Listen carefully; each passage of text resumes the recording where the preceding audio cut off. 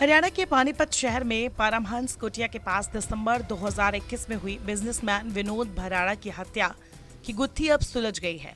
इस केस में बिजनेसमैन की पत्नी निधि और उसका जिम ट्रेनर लवर सुमित अब गिरफ्तार हो चुका है। दोनों ने अब जाकर अपना गुनाह कबूल कर लिया है। पानीपत के एसपी अजीत सिंह शेखावत के व्हाट्सएप पर ऑस्ट्रेलिया से आए मैसेज ने इस केस को रीओपन करने और गुत्थी को सुलझाने में अहम भूमिका निभाई। जो विनोद भराड़ा का भाई बताया जा रहा है, जो ऑस्ट्रेलिया में ही रहता है, जिसने उसकी हत्या में परिवार के किसी के शामिल होने का शक जताया और फाइल रीओपन करने की मांग की। पुलिस ने जब केस की फाइल मंगाई तो उन्हें लगा कि कुछ गड़बड़ है और फिर खुला पति पत्नी वो और कत्ल की कहानी।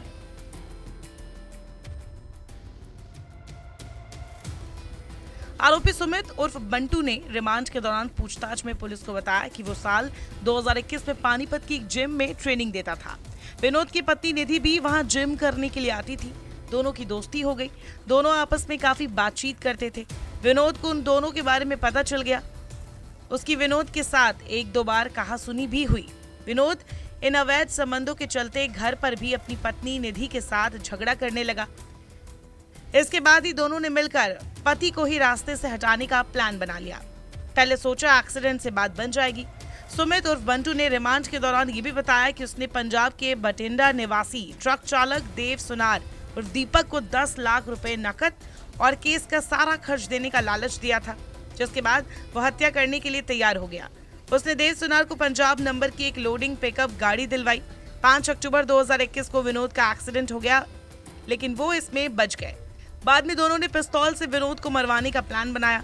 देव सुनार की जेल से जमानत करवाई और उसको दोबारा से तैयार कर अवैध हथियार उपलब्ध करवाकर माफी मांगने के बहाने विनोद भराड़ा के घर भेजा।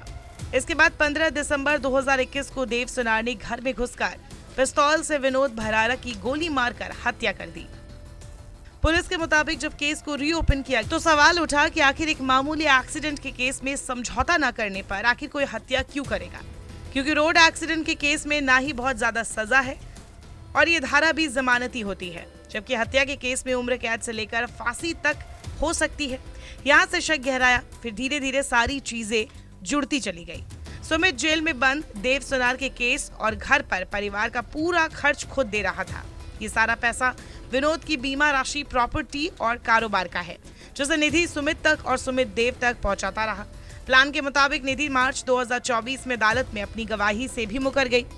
फाइल रीओपन करने के बाद सामने आया कि आरोपी देव सुनार की सुमित नाम से लड़के के साथ बातचीत थी और सुमित की मृतक विनोद भराड़ा की पत्नी निधि के साथ काफी बातचीत होनी पाई गई।